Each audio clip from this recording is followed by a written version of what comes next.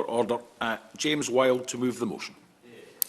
Thank you very much, Mr Hosian. It's a pleasure to serve under your chairmanship, and I beg to move that this House has considered the quality of care and the estate of the Queen Elizabeth Hospital, King's Lynn. I'm very grateful to Mr Speaker for granting this important debate that gives me the opportunity to highlight the significant improvements at QEH, while once again making the compelling case for it to be one of the new hospital schemes the Government is committed to building. I also want to recognise the close interest my honourable friend, the Minister, has taken into QEH, and to thank him for our many meetings and discussions we've had about it so far, and of course to encourage him to back that bid. And QEH serves 330,000 people across Norfolk, Lincolnshire and Cambridgeshire, providing a comprehensive range of specialist, acute and community-based services. It is a busy hospital with 55,000 inpatient admissions, 250,000 outpatient appointments and 70,000 emergency department admissions last year. However, QEH has suffered from poor Care Quality Commission ratings and historic lack of investment, meaning it's been in special measures for some time. However, under the leadership of Caroline Shaw, the Chief Executive, as well as the Chairman Steve Barnett, who after doing a lot of good work is moving on shortly, things have changed.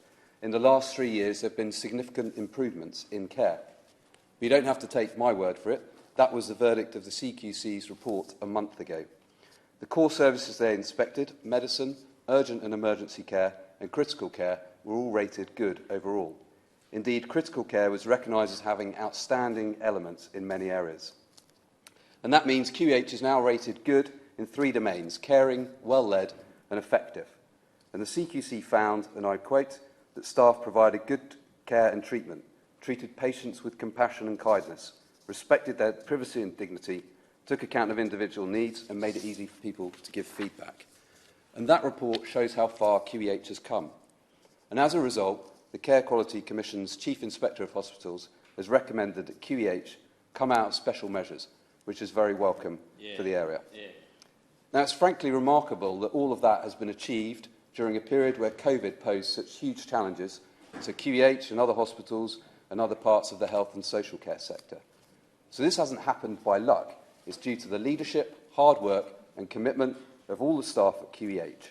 And I've seen that dedication firsthand when I've met doctors, nurses, the infection control teams, the porters and all the others who make up that hospital during my regular visits, and I commend them for all that they have achieved in this report.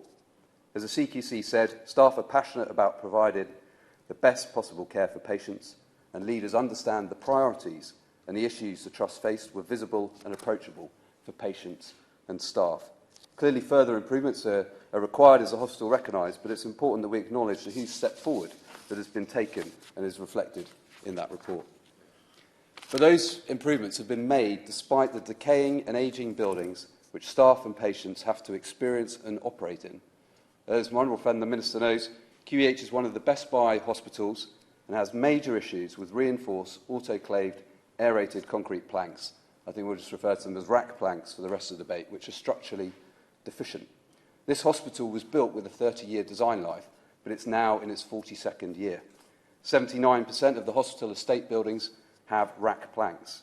And I'm sorry to say that it is the most propped hospital in the country, with 470 steel and timber supports across 56 parts of the hospital. And now, being in a ward or part of the hospital surrounded by props holding up the roof is a poor experience for patients. It makes it harder for staff to care for them, and it isn't something that we should accept, and we don't. This is a serious situation, and the Trust's risk register has a red rating for direct risk to life and safety of patients, visitors and staff due to the potential catastrophic risk of failure of the roof structure. And last year, the critical care unit had to close for some weeks due precisely to these safety issues. So the urgency of the need for the new hospital and the strength of the case is underlined by the fact that over a third of all RAC reported issues in the east of England were at QEH in the last year. And I know my honourable friend recognises the seriousness of the situation, and the £20.6 million of emergency capital funding that he approved last year is very welcome. That's making a difference. A new endoscopy unit is taking shape to modernise facilities and to create space to enable the installation of fail-safe roof supports. In addition, there's £3 million of funding for a West Norfolk Eye Centre, which, along with other projects, including digital projects, QEH tells me means it's currently delivering a more than £30 million capital programme. And when can... Member to give way. I'd happily give way to my honourable friend. Thank the honourable member for giving way, and I thank him for bringing this debate to us. It's incredibly important. It's clearly a very, very poor situation to have a hospital in Norfolk in this sort of position, and it clearly needs a rebuild. Can I thank the honourable member for everything he has done? We wouldn't be here today without his tireless work to raise this to the Secretary of State and to get us into this position. Can I just ask him one item, in that we have 3 hospitals in Norfolk. We want a new hospital at the QE.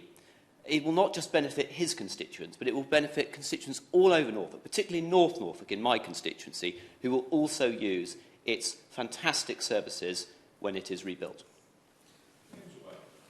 I'm grateful to my honourable friend for his support and words, and he's absolutely right. His constituency, I think, has the highest age demographic in the country, which poses particular needs in my constituency, and that my honourable friend for Broadlands, who I see is also joined to support the debate, have challenges that we need to ensure that there's the care in place, and there's also a lot of planned housing growth in the area. So the demand is strong across our constituencies, but also Lincolnshire and Cambridgeshire as well. So that's why it's important that we all show the strength of support there is across Norfolk and beyond for this.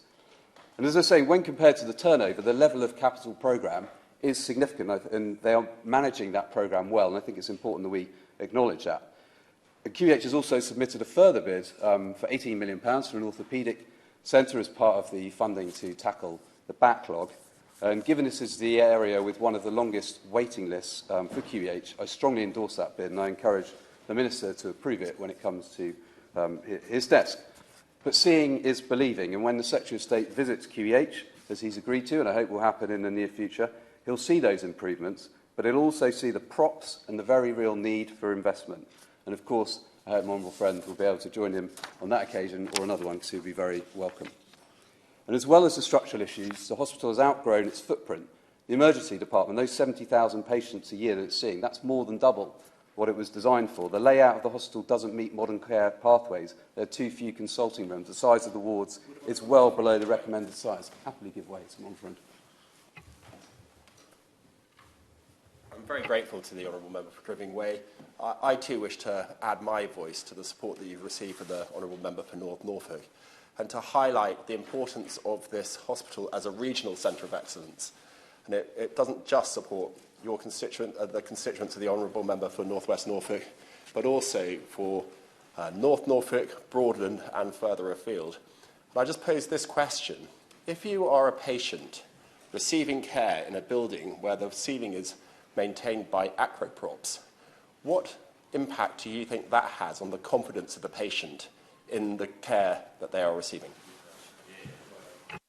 Well, my honourable friend gets the nub of the issue, which is the impact on patients of this situation. And the previous Secretary of State for Health came to the hospital. He saw that. He spoke to patients in those beds.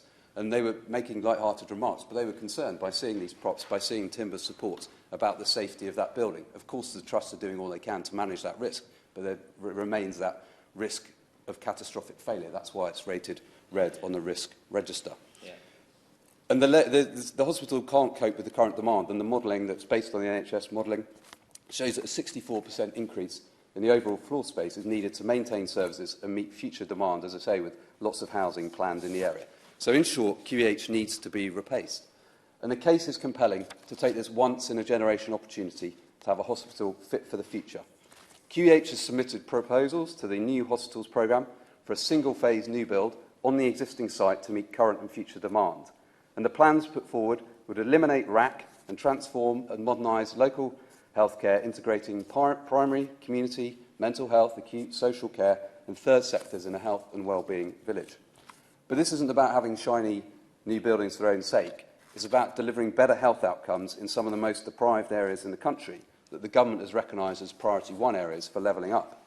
It's also about an anchor institution, the QEH, in West Norfolk, combining with the new School of Nursing Studies funded through the government's town deal to help develop the NHS workforce by boosting local opportunities to develop skills and careers in our healthcare sector. And it's also about promoting sustainability using modern methods of construction and net zero principles and maximising the use of digital technology. And I think it's important to recognise that the trust going from inadequate to good in the well-led domain in this inspection is a significant achievement, and one that provides confidence that this is a trust capable of delivering the new hospital that the patients and staff in West Norfolk need. And a lot of hard work and engagement has gone into developing those plans. The scheme is highly deliverable, with the strategic outline case well advanced and on track to go to the June board meeting. And QEH's bid is backed by 4,000 staff at the hospital. Stuart Dark, the leader of the borough, and all the councillors are supportive, as is the county council, the regional NHS, the Norfolk and Waveney ICS, as well as at least seven right honourable members, as well as my friends here today, but also the Prime Minister's Chief of Staff and the Foreign Secretary are also backing the bid, and it also enjoys local support, with more than 15,000 people having signed a petition backing a new hospital. And it's essential that we have an acute hospital in this geographic area, and the plans that they've put forward would deliver major improvements in care, patient outcomes and staff experience. An alternative, multi-phase approach has also been put forward, which would of course be an improvement on the status quo, but it doesn't deliver the same benefits or value for money as a single-phase build or in the time frame that's required. But my constituents in North West Norfolk are frustrated at the delays in the timelines for the new hospital selection process, as am I. And it won't come as any surprise to my honourable friend, because I confess publicly to bugging him and the right honourable friend, the Secretary of State, repeatedly for decisions on the shortlisting of these hospitals. So I want to press in today, when can we expect to hear a decision on the hospitals that will go through to the next phase of the programme? What implications does this delay have for the final decision on the 8 schemes to be selected and for getting design and construction underway? And I encourage him to do all he can to move this process forward as rapidly as possible. Over the last 3 years, there have been real changes at QEH, and patients are getting better care. The leadership has demonstrated it can drive sustained improvements and move to a position where staff feel supported and valued, and where there's a strong focus on improved patient care and outcomes. Now we have an opportunity to build on that progress, literally, to provide the major investment to modernise the hospital, to further improve care, and to support the Trust strategy to be the best rural district general hospital. The Government, the Department for Health, has already committed to removing deficient RAC from its estate by 2035. However, the experts on RAC have said for QEH the end-of-life deadline is 2030, and that this risk will only worsen. And there comes a point where it no longer makes sense to keep propping up the roof, where it no longer represents value for money, and we are past that point, I would contend. Indeed, the CQC, in that report, setting out the significant improvements, said that the Trust's most substantial risk was the safety of the roof structure and the need for long-term solutions to the estate's problem. As well as serious structural issues, current hospital cannot meet the demand now and that will come in the future. So the only long-term solution is a new hospital to deal with the RAC issues and give us a hospital that can meet that demand and serve the patients. And by selecting QEH as one of the 8 new hospital schemes, that inevitable need for replacement will become part of a funded programme rather than unplanned demands requiring repeated emergency funding. So I urge the Government to include QEH as one of the schemes. The people of North West Norfolk and beyond deserve nothing less. Well done. Yeah, brilliant. Elizabeth Hospital, Kings Lynn. Edward Argar, Minister. Thank you very much, Mr Hosey. A pleasure to serve under your chairmanship, and indeed a pleasure to respond to this debate tabled by my honourable friend, the member for North West Norfolk, about the quality of care and the estate at Queen Elizabeth Hospital, Kings Lynn, in his constituency. And I know, as he has alluded to, this is an important subject for my honourable friend. It is rare that I pass him in the corridors of this place without him gently but firmly drawing me aside to raise this issue with me. And I know that he does that because it matters hugely to his constituents. And indeed, as my honourable friend, the member for Broadlands, said, more widely, those people living within the region and the wider Norfolk area and indeed beyond. He, of course, quite rightly highlights the close interest that a large number of honourable and right honourable members take in this subject. And indeed, I'm conscious that even some members of their Lordship's House take a close interest in this issue as well. I'm grateful as well, of course, to my honourable friend, the member for North Norfolk, for his words. He's absolutely right to highlight the dedication of my honourable friend to this cause, his constituents, indeed all honourable members represented here today. Constituents are very lucky to have them, and that they continue forcefully but firmly to argue for the cause for Queen Elizabeth Hospital, King's Lynn. Now, as my honourable friend will be aware, this government is backing our NHS with a significant capital settlement that will create a step change in the quality and efficiency of care up and down the country, including, of course, in Norfolk. We're pleased to confirm that an initial £3.7 billion, as honourable members will know, was provided over a 4-year period, over this spending review period, to begin making progress on delivering 48 new hospitals by 2030, with 30 of the hospitals already announced to be built outside of London and the South East. And I'm pleased that 6 of the 48 hospitals are already in construction. 1 has already been completed. And of course, this hospital building programme is in addition to the 70 upgrades worth £1.7 billion that are part of the wider programme of capital investment. These commitments will result in outdated infrastructure being replaced by facilities for both staff and patients that are at the cutting edge of modern technology, innovation and sustainability. Now, of course, my honourable friend, as he always does, is passionate in putting the case for his local hospital to be among the next 8 to be announced, and I'll turn to the process and timelines for this shortly. As he's highlighted, the Queen Elizabeth Hospital King's Lynn NHS Foundation Trust has been provided in recent times with significant national funding, including £5 million in 21-22 from our targeted investment fund for the establishment of an eye care unit at the Queen Elizabeth and a modular endoscopy unit, and £2.65 million in 2020-2021 for the emergency department expansion works and to address backlog maintenance across its locations, both investments that I know my honourable friend advocated for.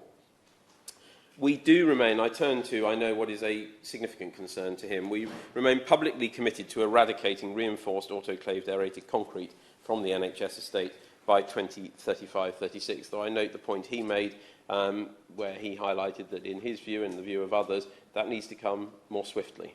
And in doing so, protecting patient and staff safety in the interim period. As he alluded to, we awarded the Queen Elizabeth £20.7 million this financial year as part of an SR20 £110 million ring-fence funding to address the most serious and immediate risks posed by reinforced autoclaved aerated concrete. And in addition, further funding confirmed in the autumn budget and spending review will allow for the continuation of this remediation work in the Queen Elizabeth and indeed in the wider NHS estate. Now, turning to the next 8 new hospitals, the proposal for trusts to submit an expression of interest to be one of the next 8 was announced last year, and as he knows, his local hospital submitted its expression of interest to that.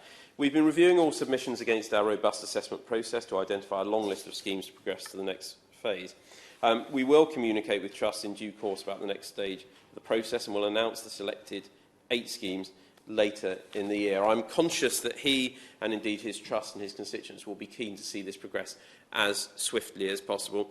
There is a challenge there. We want to make sure that the assessment is fair and rigorous, and I'm also sensitive to the upcoming PERDA period for local election campaigns across the country. But I do take his point about the need for speed, and that his trust, I suspect, will wish to know whether it is successful or unsuccessful swiftly, and if it is successful, what it needs to do for the next stage. I hope he will appreciate, I can't comment beyond those process points on the specific bid that his trust has submitted, save to say that it will receive very, very careful consideration in that process. Turning more broadly to the quality of patient care and the points that my honourable friend made, the CQC plays an important role, as he knows, in ensuring that NHS providers meet the standards of care expected by patients, families and carers. And I do recognise that the Queen Elizabeth had long struggled with financial and performance challenges previously identified by the CQC. The Trust had previously been removed from special measures, now known as the Recovery Support Programme, after being placed into the regime between 2013 and 2015, only for the CQC subsequently to recommend it should fall back into those measures in 2018, when the regulator identified concerns across several core services. Now, the recent inspections in December 2021 and January 2022, which my honourable friend highlighted, did find improvements, significant improvements in the governance, leadership and culture of the Trust, and it has while it's been rated overall as requirement improvement, this represents a significant step forward on its previous inadequate rating. And I think it's important that I join with my honourable friend in paying tribute to the hard work and commitment of the Chief Executive, Caroline Shaw, the rest of the leadership at the Trust, and crucially all of the staff at the Queen Elizabeth Hospital King's Lynn, who have clearly worked incredibly hard through more challenging circumstances than even they would normally encounter in the course of their work, and still to make those improvements in patient care and in their CQC ratings. So I do pay tribute to all of them for the work they have done. And I also welcome the ongoing commitment given by the leadership to the CQC to ensure that those improvements are sustainable and continue to be built on. The CQC, as he would expect, will monitor the Trust's performance in order that the improvements are embedded and that further improvements in care and services are made for the benefit of patients and their families. Turning now to waiting lists and waiting... Of course I will. Yeah. Honourable friend for giving way for his comments. I appreciate he can't get into the specifics of the details of the bid, but could he assure me that the fact that this is the #1 bid for the East of England is a factor that will play heavily when considering whether this becomes on the shortlist and then one of the 8 schemes? Well, I'm grateful to my honourable friend. As he will know and as he references there, each region will feed in its views of which of the schemes and which of the bids in its area it thinks are the highest priority. And I hope that without prejudging that assessment process, I can reassure him that one factor I know he considers to be of significant importance, RAC, will be considered. Patient safety and the safety of the buildings will be a factor in the analysis of which bids should go forward to the long list. But I don't want to go further than that at this point, however much he may charmingly seek to tempt me to do so. Elective recovery, of course, is an area of real focus for the Department, indeed for the whole Government. And I am aware that COVID-19 has placed an unprecedented strain on routine and planned care, with waiting lists in England reaching a record high of just over 6 million in January of this year. Now, I understand that 19,366 of those patients are waiting for treatment at the Queen Elizabeth. In February, the NHS published the delivery plan for tackling the COVID-19 backlog of elective care, which has set out a clear vision for how the NHS will recover and expand elective services over the next 3 years. That delivery plan commits to eradicate waits of longer than a year for elective care by March 2025. Within this, by July 2022, no one will wait longer than 2 years. We will aim to eliminate waits of over 18 months by April 23 and of over 65 weeks by March 2024. Now, to support elective recovery specifically, the Department plans to spend more than £8 billion from 2022-23 to 2024-25. This is in addition to the £2 billion elective recovery fund and £700 million targeted investment fund already made available to systems this year to help drive up and protect elective activity. Taken together, this funding could deliver the equivalent of around 9 million more checks, scans and procedures, and will mean the NHS in England can aim to deliver around 30% more elective activity by 2024-25 than it was before the pandemic. Because, of course, it's vitally important that while we highlight the extra resources we are putting in to our NHS, this is not about the inputs, this is about the outcomes for patients and how those resources are used wisely to deliver improved patient outcomes and improved experiences for patients with shorter waits. A significant part of that funding, of course, talking about what is needed to achieve those outcomes, will be invested in staff, both in terms of capacity and skills. Now, I know that, as I understand it, there is an orthopaedic unit bid, I think around £18 million worth, that has been submitted by my honourable friend's local hospital trust, and this is in the context of the £5.9 billion elective recovery funding overall, and the £1.5 billion of that for capacity and surgical hub improvements. If I just finish this point briefly, then of course I will give way.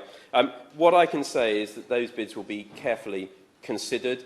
They will need to meet with the recommendations arising from the pilots that took place in London and the GIRFT review, but I certainly look forward to considering the bid from my honourable friend's trust in due course. Of course, I'll give way to my honourable friend. There's just enough time. Does the Minister know that the Queen Elizabeth Hospital was named after the Queen Mother? However, as it is the Queen's Jubilee this year, would he not agree a fitting tribute to Queen Elizabeth for her Platinum Jubilee would be a green light to have a hospital rebuilt which is named after her mother. Thank you. I'm grateful to my honourable friend, who is even more dexterous than his honourable friend, the member for North West Norfolk, in seeking to tempt me into an indiscretion or a prejudgment of the application process and the consideration. I hope he will allow me to say, I hear what he says, and he makes his point eloquently and well, but I won't be drawn while that analysis and assessment of the bids is currently underway. Ambulance services, like other emergency care services in the NHS, Mr Hosey, have come under significant pressure, as all honourable and right honourable members will know. In February 2022, the service answered over 764,000 calls to 999, an increase of 13% more than on the same month before the pandemic. High levels of demand on the emergency care system, alongside the need for infection prevention and control measures, has in some areas resulted in higher instances of delays in the handover of ambulance patients into A&E. And I want to reassure honourable members that significant support is in place to Acute Trust to help address handover delays.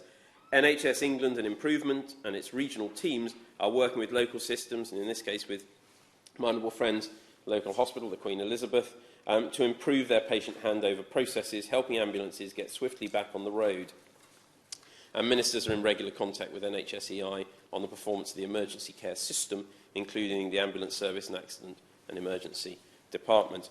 In conclusion, Mr Hosey, I would once again pay tribute to my honourable friend, and indeed all my honourable friends who have spoken or intervened in this brief but very important debate today, for the work that he and they are doing to champion the Queen Elizabeth Hospital, King's Lynn.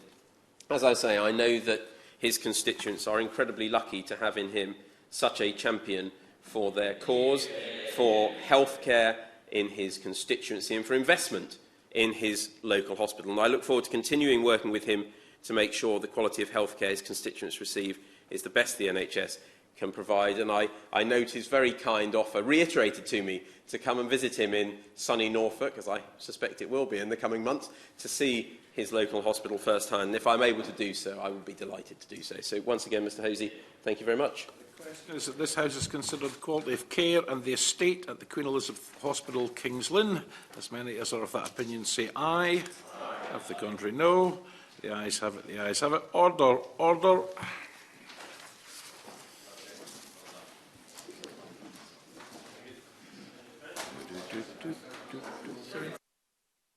We do. We've got time. That's good. 2,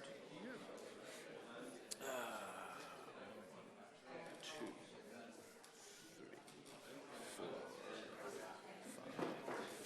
6. And it's 10 minutes for the front benches in an hour. 5 minutes for the opposition. 5. Yeah, and 10 for the government. Yeah.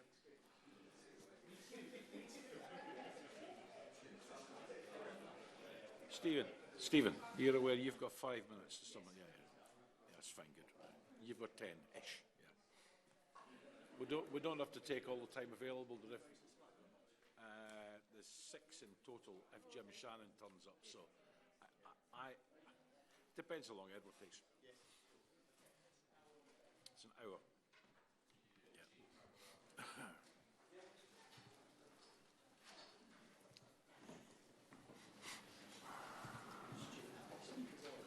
6 in total, including the front benches. Possibly 5.